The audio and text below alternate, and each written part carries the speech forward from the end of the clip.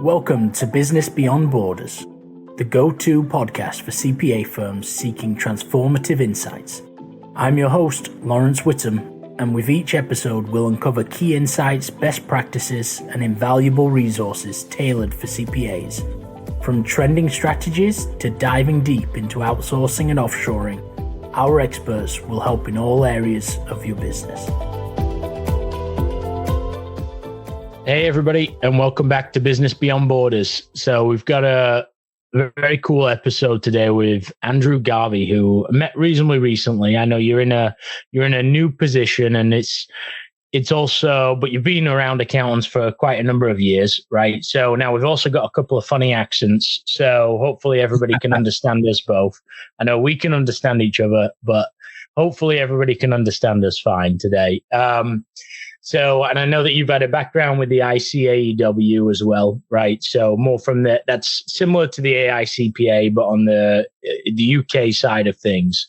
Now, can you share a little bit just so that everybody knows who you are, what your background is, and then maybe a bit about BeFree as well, from what you're doing now? Yeah, of course. So, as you say, I'm Andrew Garvey. I've been working with accountants probably about 15 years. Before that, I was a lawyer. So law was just too exciting, so I had to move into accountancy. Started my career at ICAEW, working with a lot of sort of mid-sized accountancy firms on their training. Also worked with a few of the big four as part of that role, and did that for 4 years.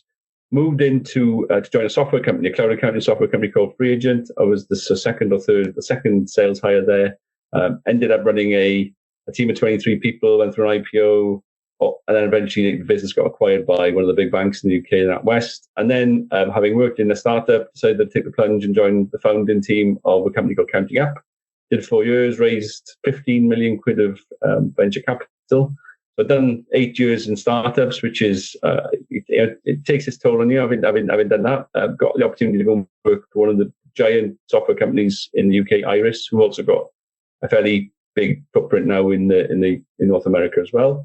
Did 2.5 years and decided that startup life was probably more for me. Startups and scale-ups was where I like. I took the plunge just after Christmas to resign from Iris, set up my own consultancy, VIA, and I'm now working with one of my first clients is BeFree. And BeFree are one of the largest outsourcers probably in the world when it comes to finance and accounting.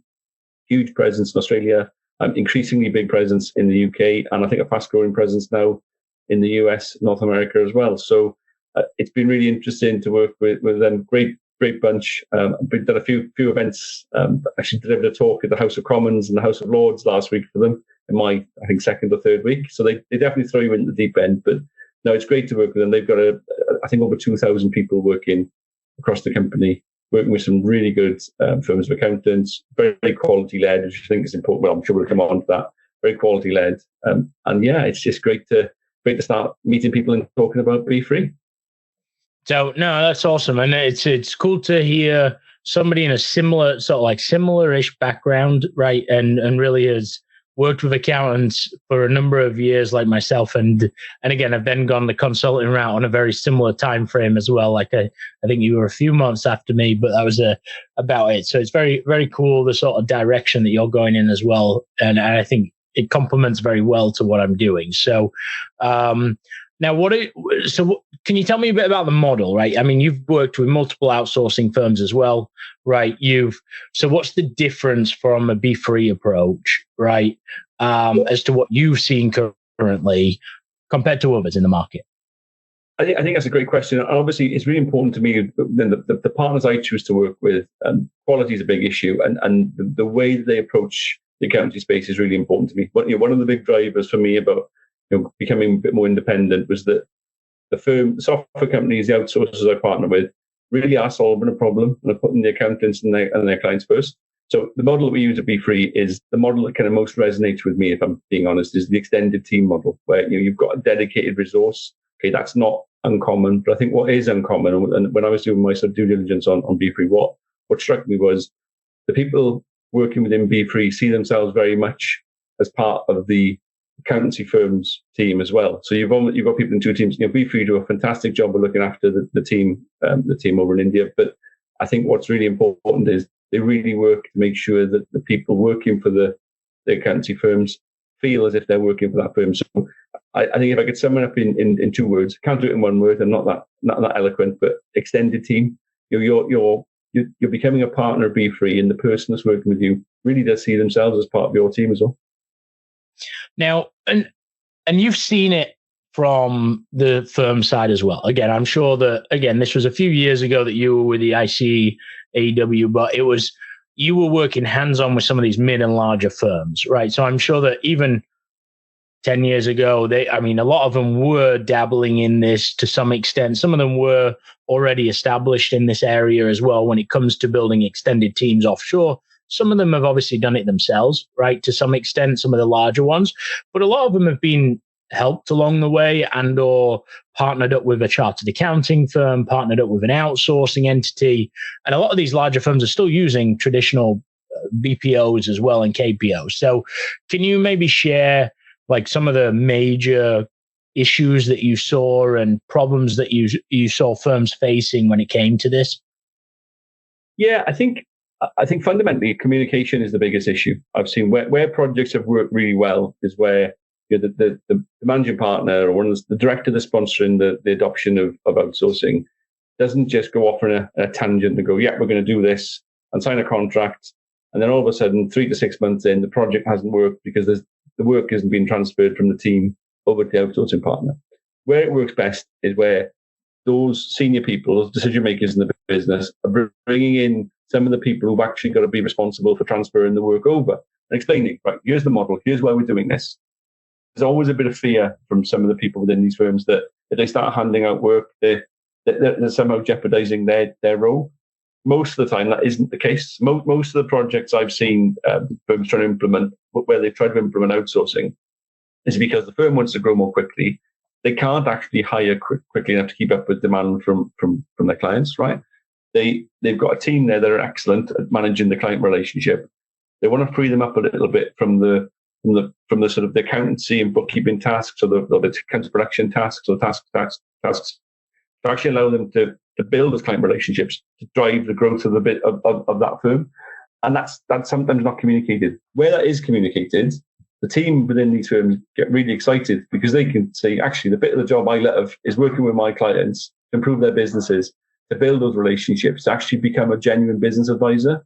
Where they fail is where there's not enough transparency, not enough communication. And that works. Yeah, I'm spouting off a little bit here, Laurence, because it's something I'm quite passionate about, but it works both ways as well. Where it works is where, yes, the accountancy firm has to see the outsourcing partner as part of the team, but also make the effort to make the outsourcing partner's team feel part of your team. It's something we spend a lot of time on at BeFree, trying to sort of remove that barrier. It's a kind of artificial barrier.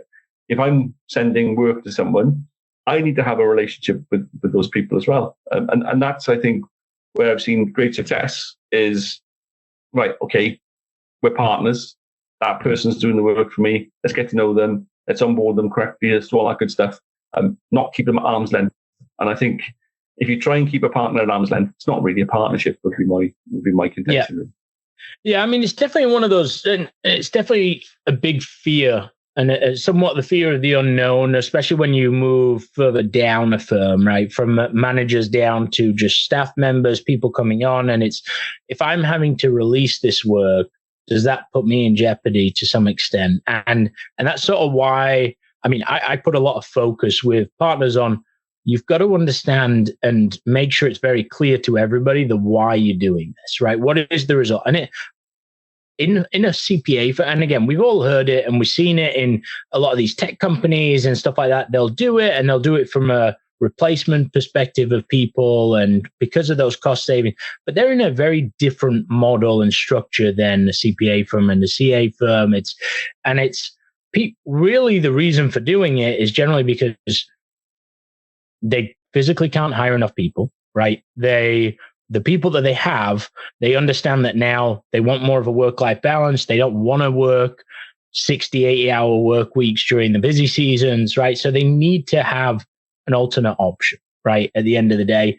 And then it's also like, is there cost side of it, yes. I mean, the cost side of it helps because we've also drove up salaries as well. We want to be more competitive in that market. We get a big push from the AICPA and other associations saying we need to raise the salary cap as well from even the entry level positions.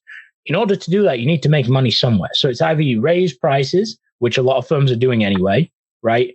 But then it's also, okay, if you're able to lower that cost as well on the other side, now you've got a bigger gap what you can work with, right? And you can generally increase that quicker, right? And from a bottom line perspective, by reducing the cost compared to necessarily just raising the prices, right? Because you have to justify that. You have to wait till the end of the contracts a lot of the time, and you got to figure out ways. So it is that fear of the unknown, right, for a lot of people. So, and now can we dig into a little bit of what you were saying with like the earlier on, we were talking about a bit about onboarding, right? And how important that is.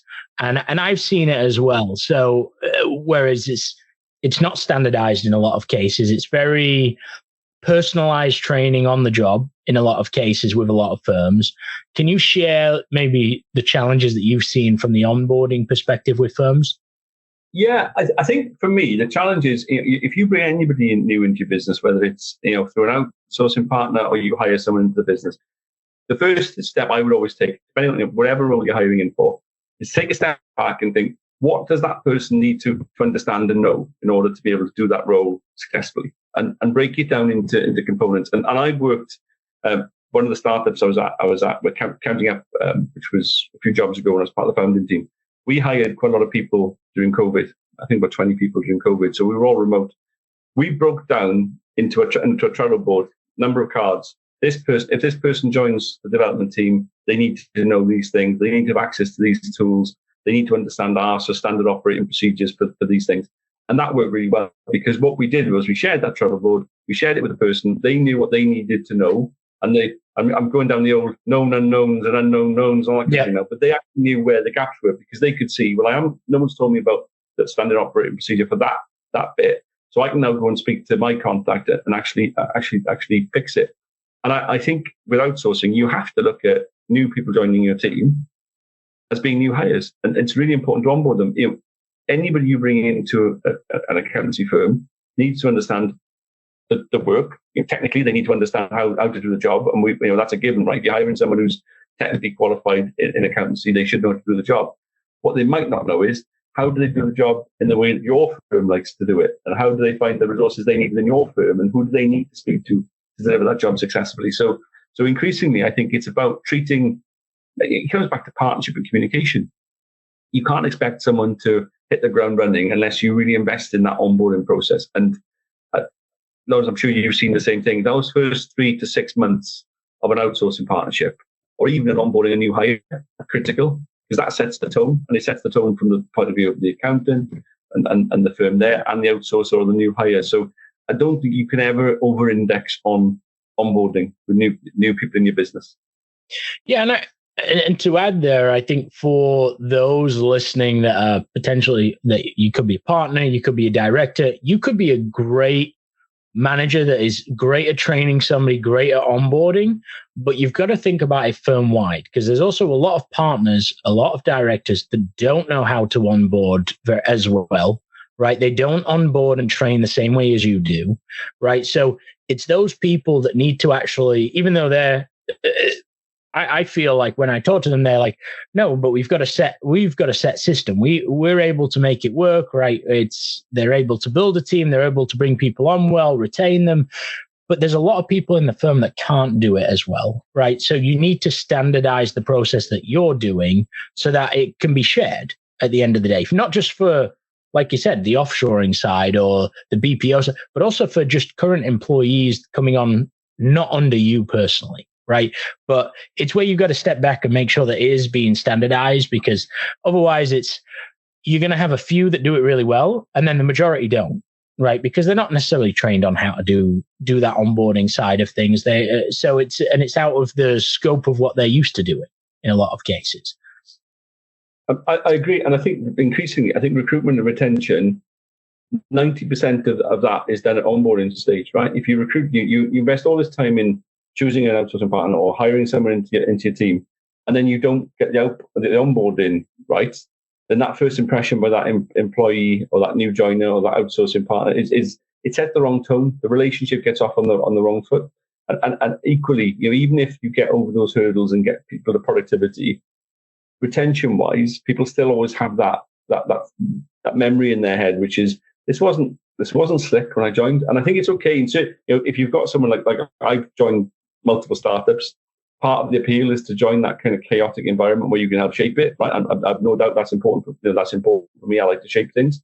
But for lots of people, they're choosing an employer or they're choosing a partner because they want structure. They want to do their job as quick. They want to be up to speed with being able to do their job as quickly as possible. And you've got to help them with it. And I think retention. We're seeing. I think in the US and in the UK, it's not just recruitment that's an issue. It's retention, right? People will move now. People will vote with their feet. And generationally, as we, I'm an old Gen X, and but as you look at sort of the millennials, the Gen Zs, they won't hang around if they haven't got an environment that's conducive. And I also think that's where I think outsourcing and technology have a massive role to play in retention of different generations. They want to focus on certain types of work. If the view of being an accountant for lots of the graduates to go into that space is that they want to be business advisors. They want to be advising their clients as to how they can better run their business. They almost want to be a consultant, like a management consultant. So the kind of the compliance piece, the back office work, that's not as interesting for the kind of higher flying graduates as it used to be. So I think for me, getting that onboarding right, having a good balance of outsourcing the kind of the more technical work, the compliance work, I think it's going to set you up for success. It means you're going to hire the right type of people to go and win clients and retain clients as well. So, and going along similar lines of the communication aspect, but something you mentioned earlier, specifically, you said them versus us, right? So, and bringing it to more of that top level partnership perspective, right? I mean, you are essentially bringing in a partner firm to help you at the end of the day. And that's where I try and get this across with a lot of the partners in the US is that when you are looking at outsourcing, offshoring, you really, really need to look at the BPO or the KPO as a partner of yours, right? You need them at a seat at the table to ensure that they're listening, they're able to help with any type of problems that are coming up, right? But what have you seen from that perspective, right? What are some ways that firms can really embrace that partnership compared to what they're currently doing? Yeah, so silos kill businesses generally, even if it's internal silos, let alone outsourcing silos. So the seamless you can make that the more seamless you can make that relationship, the better. And it's kind of little things, right? I think if you obviously there's a geographical difference usually between the firm and the outsourcing partner. But hold video drinks evenings, or have socials via Teams, but include people from the outsourcing partner in your team events and your team meetings. I think that's really important. Giving the outsourcing partner the opportunity to see a little bit about your culture is really important. I've seen lots of firms that I've worked with in the past have sent people over to the outsourcer for visits and getting to know the individuals in person. I think if that really helps. Okay, it's a bit of a commitment to maybe fly 8-9 hours, but actually once you've met the team there, it's important. Other simple things. If you've got an outsourcing partner where you've got 5, 6, 7 resources, send them over a couple of logos or posters with your logo on that they can have around their desk, so they feel part of your business's culture. And I've seen all of this happen. By the way, this isn't sort of me being in sort of cloud cuckoo land and in some kind of utopia. It happens, and it's great to see it when you see videos. You see Christmas parties happening where there's teams and outsourcing partners who are got the logo of their big their biggest client behind them, and it just makes it more seamless. So as with any relationship, you've got to invest a little bit in it, but also make the outsourcing partners staff feel part of your culture. They're going to be part of their own company's culture, of course they are. That's the nature of it. But if you can bring them into your culture, simple things. If you've got a fantasy football competition going on, make sure they're part of those kind of things. Those softer, the quiz nights, invites, all that kind of stuff. That softest, and I think we spoke about it earlier. It's the softer skills that are the most important bit for building a relationship with an outsourcer. Everybody focuses in on, okay, how do I get the work to the outsourcer? Is the quality going to be there? All of these sort of hard technical points. And actually, it's the softer bit. How am I going to communicate with the people working for me at that outsourcer? How am we going to make them feel part of something in the other direction? That is the bit that I think makes it turns a sort of functional relationship into a really strong partnership. And that's where I think the investment needs to be, probably from both sides as well, right? Yeah, 100%. I mean, and I would say that it's, again, having spent so much time in India and travel, right? I understand, and talking to so many firms, it's not everybody over here wants to travel over there necessarily, right? Understandably. But when I sit and I talk to some of the partners, I'm surprised with the reaction when I say, okay, well, I mean, would you be interested in going up there? They say yes. It's like some of them will be like, yeah, I would be interested in going, like to see what it's like and stuff, whether it's India, whether it's the Philippines, it doesn't really matter. I mean, you'd be surprised how many people actually put their hand up and say, yeah, I'd be interested in going if I got the opportunity to. But vice versa, you've got 99% of the staff offshore would probably put their hands up and say, yeah, I'm happy to come here, right? So making that investment to do so will help with the culture. If people really don't want to travel offshore, okay, bring them in, right? And it may take a bit longer with visas and things like that. There's a bit of more complicated in some places, but having those types of things in place drastically help. But also making sure you implement, like you said, the fantasy football type things. And you're saying fantasy football from a fantasy soccer side over here now. I've got used to those terms. But fantasy football over here from the American side as well. But also then incorporating a fantasy cricket or something, because what's going to happen is now you're actually helping them open up to you and helping them educate you on things about their culture. A lot of cases where they're going to feel more open, right? You don't want to force your culture on somebody else in that sense. So you want to be very open to these opportunities and think about it that way. You mentioned providing the swag bag type things, right? I mean, yeah, give your logos, put your stuff on things. And generally the providers that you're working with in a lot of cases. Now, there's different size providers that can do certain things, right? But they will be able to, for a fraction of the cost you're probably spending domestically here to put those together, you can give your team member every single same thing that you're providing, get it done over there, though. It's probably more cost effective to do so over there. But now everybody's on the same page. They're the exact same onboarding from that perspective. So I completely agree with all those elements. So now, is there anything creative around that out of interest that you've really seen that firms have maybe done, whether it's from a larger firm doing it to even a mid-sized firm, smaller firm? But is there anything creative that you've seen them maybe doing? Yeah, well, one thing that jumps out at me, I worked with a fairly large firm in the UK previously, and they had a lot of people working in an outsourcing partner for them. And the outsourcing partner put together a video that was shown at the partner conference, and there were sort of, I don't know, 40, 50 partners in this room in Spain. And actually, it sort of showed the scale of how many people were involved with working for this firm over in India. And again, there were logos in the background. It kind of illustrated, the scale of the outsourcing partner, which I don't think people get often, just how big some of these outsourcing partners, the offices are, and how many people work there, and how many people you might have working for you as part of outsourcing partners. So the scale was good.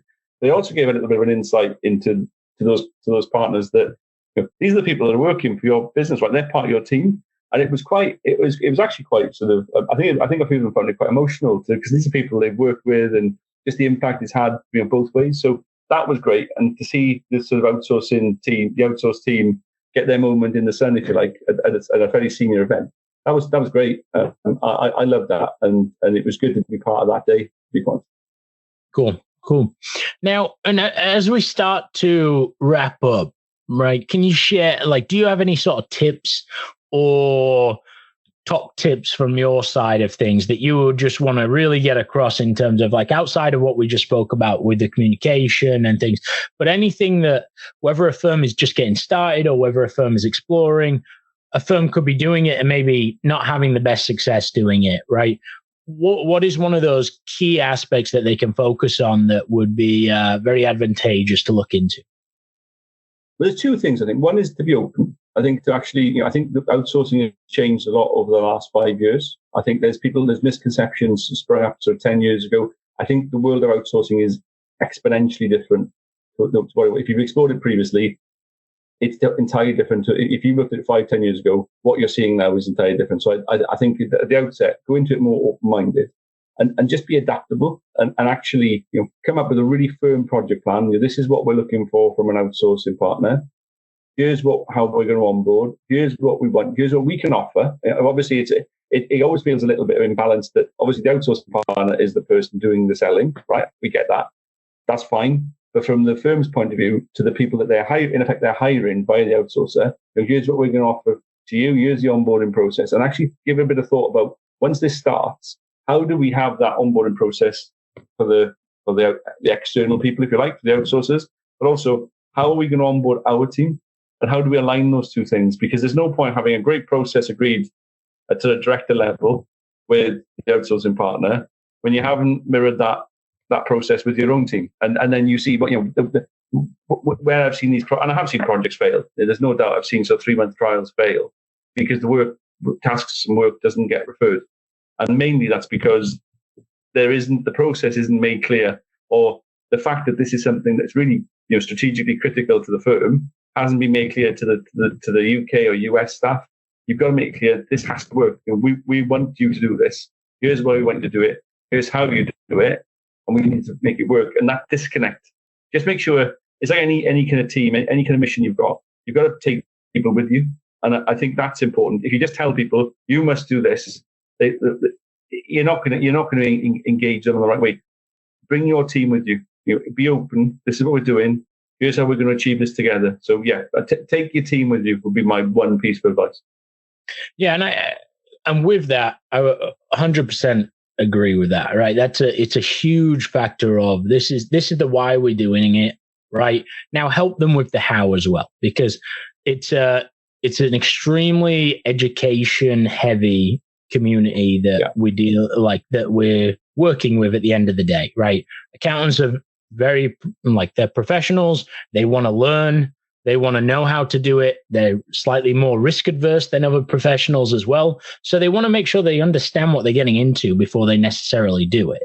So it's not just about, you need to show them a path, right? You need to show them what the result is going to be, what challenges they're going to have, right?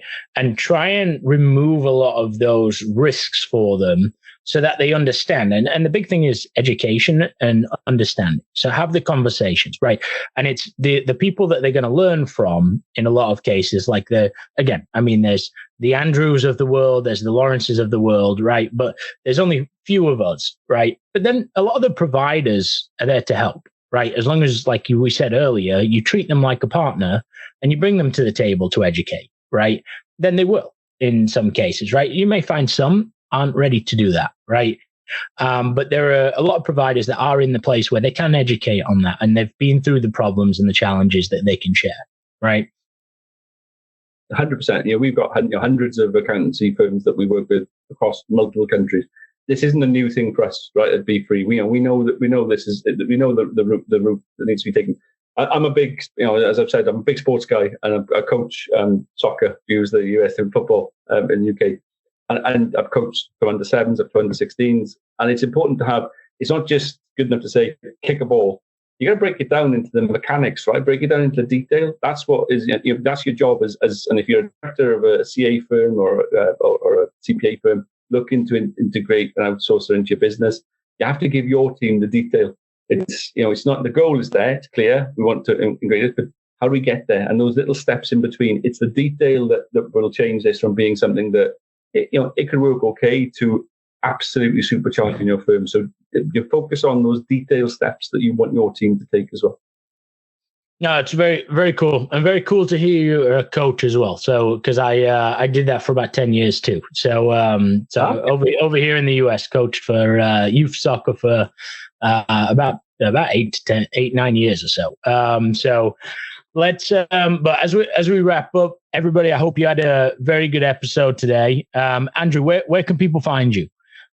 Yeah, so if you email me, you can find me on LinkedIn. It's Andrew Garvey. You'll see me there. That's probably one of the easiest ways to remember me. You can email me at andrew@befreelimited.com. But yeah, connect with me on LinkedIn. Always on there. Happy to connect with that. That's probably the easiest method. Cool. Appreciate it, Andrew. All right, everybody. Well, we hope you have a a great next episode. Come join us for the next one, and we'll speak to you all later. Appreciate it. Thank you for tuning in to Business Beyond Borders. I'm Laurence Whittam, and it's been a pleasure bringing you impactful insights tailored for the modern CPA firm. Remember, the world of accounting is vast and ever evolving, and we're here to navigate it together. For more resources and episodes, don't forget to subscribe and reach out to our experts. Until next time, keep pushing the boundaries of your business and explore the limitless possibilities beyond borders.